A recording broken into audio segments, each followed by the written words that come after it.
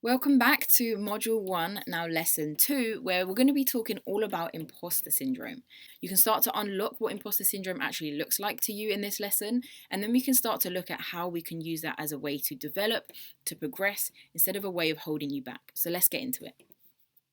So, the first thing I want to address is that imposter syndrome is essentially the idea that you doubt your abilities and your capabilities and your skills, and you feel a little bit like a fraud. So, you feel like you're not supposed to be where you are. It actually affects high achieving people more than it does low achieving people. So, high achieving people often find it difficult to accept their abilities, difficult to accept the fact that they have the skills to live up to the titles they have. So, if you're feeling this, I want to let you know that you are already doing better than you think. You are a high achieving person. You're not lucky.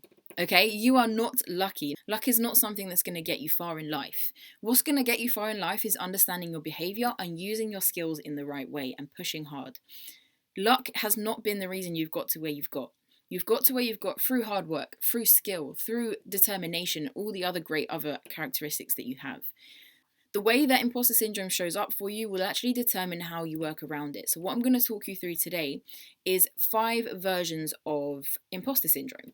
Now, Dr. Hilary Young, who's an expert in the field of imposter syndrome, has broken down imposter syndrome into 5 different types.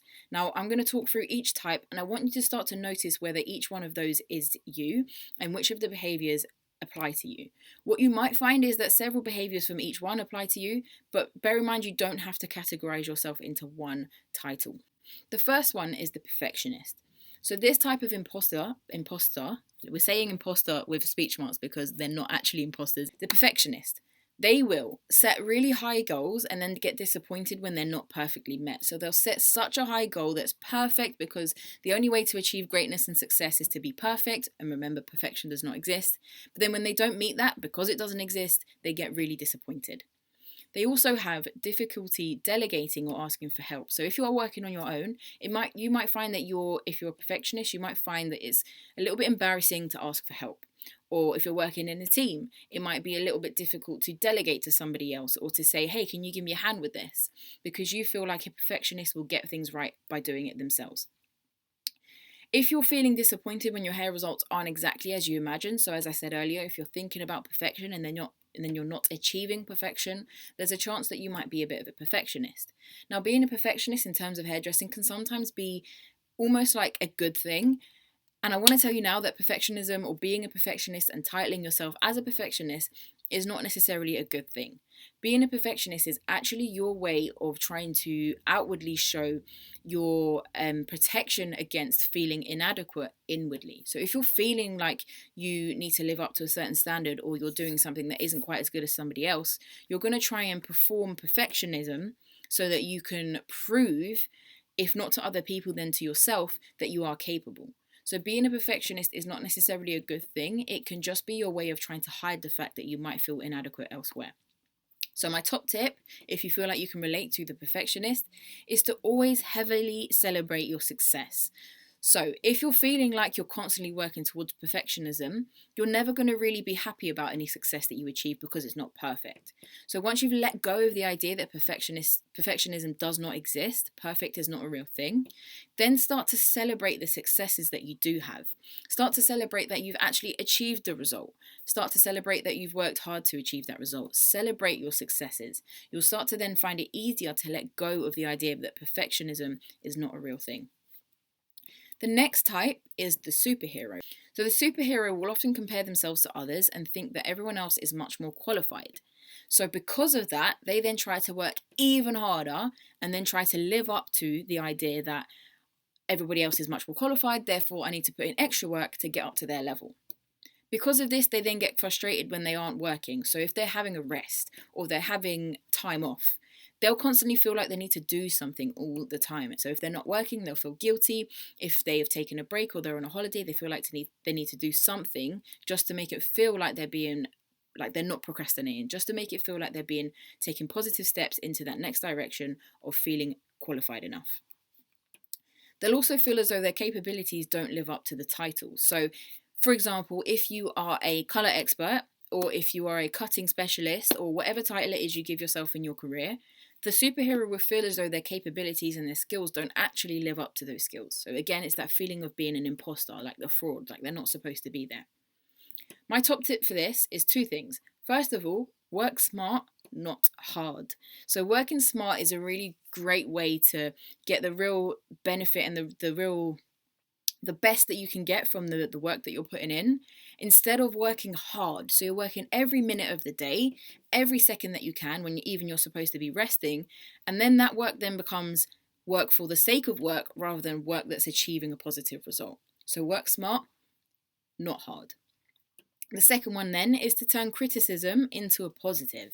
So whether it's criticism that you're giving yourself or criticism that someone else is giving you, if that is something that you're receiving, a criticism from some angle, turn that into a positive. So think of criticism as a challenge or a potential or possible positive outcome. Start to use your frame of mind to switch that. Reframe the way you're looking at criticism. The next type of imposterism is the natural genius. So the natural genius will often feel a little bit of shame or embarrassment or frustration when they start to take a long time to master a certain skill or technique. And then because they're taking a long time, they start to conclude that no, you just need to be naturally good at something, otherwise you can't achieve it. You can't achieve the best in that skill or technique. They'll also feel knocked back when a result doesn't go as planned. I've just realised there's a spelling mistake there, but I'm not going to go back and re-record this for that one spelling mistake because perfectionism does not exist, and there is a great example for you.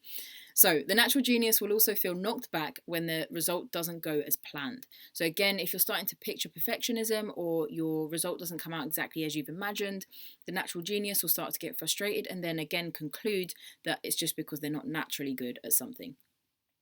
They will also stick to what they know works and have been doing for a while. So this person will often go back to comfort zones. Many of us will go back to comfort zones, whichever kind of category you fall into, but this particular one, the natural genius, will feel as though comfort zones are the places that they should stay because they know that's where they can achieve good results. Nothing good happens in the comfort zone. Again, we're going to talk about this later. So my top tip for the natural genius is to set small, achievable tasks in the right direction. So sometimes picturing the final goal, so picturing being perfect at this kind of technique, can seem like such a big, hefty task. So that alone, the thought of that alone, that mind frame, is enough to kind of make you feel, no, I'm not naturally good at it, so I'm just going to move on and stick to what I know works.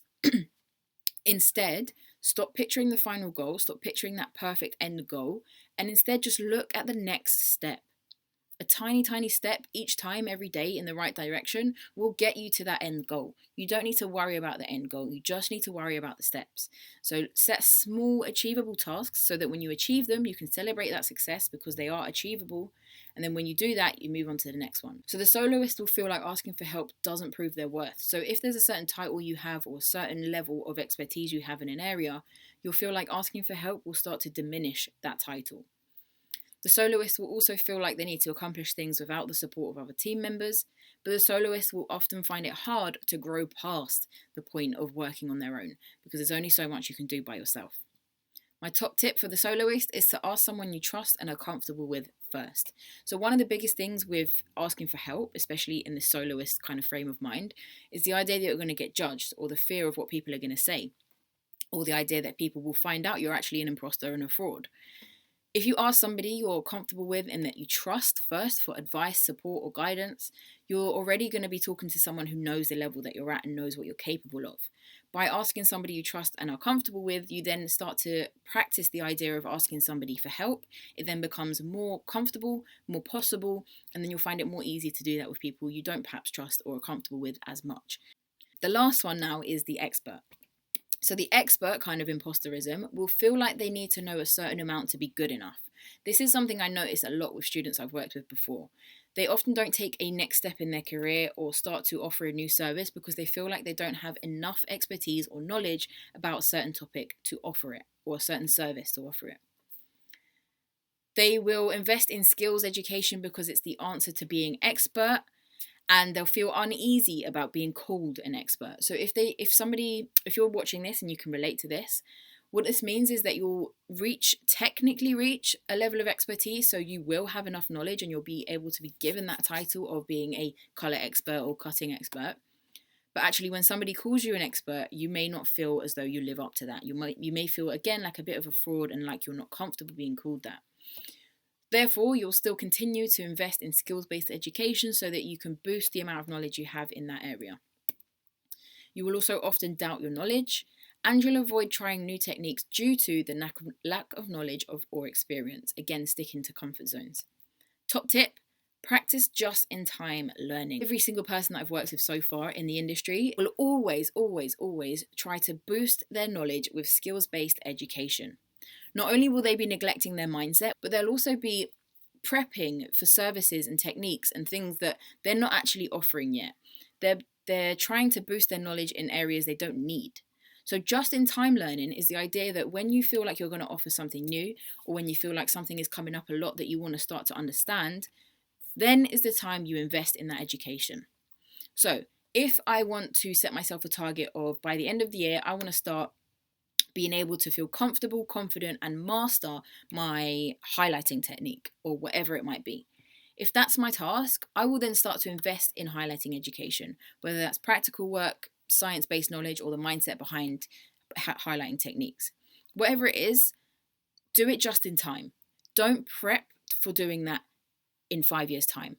Don't try and give yourself as much knowledge as possible, because that knowledge is going to become a waste of knowledge. So practice just-in-time learning and education is going to be a big change for you. Now, don't feel fear, because 70% of people experience imposter syndrome. It is not an abnormal thing. So I want you to start figuring out in this lesson, which one are you? What behaviours can you look at there and actually relate to? And what can you change? What top tips can you start to implement straight away because of that?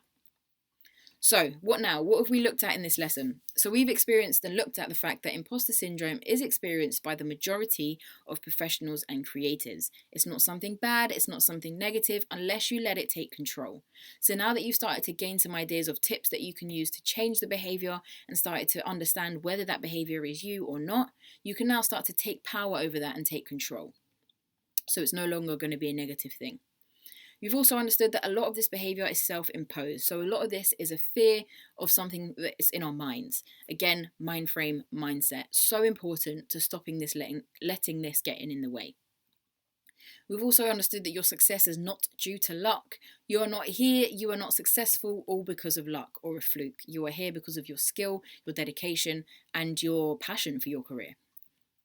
And we've looked at how to turn a negative into an opportunity. So from now on, when you receive criticism, don't take it as a negative. Take it as an opportunity, as a challenge. Challenge yourself to turn that criticism into a positive outcome. So again, I hope you've had fun. I hope you've understood a little bit more about your own behaviour. I hope you've started to unpick what ones are you and what you can change about that. I will see you in our next class.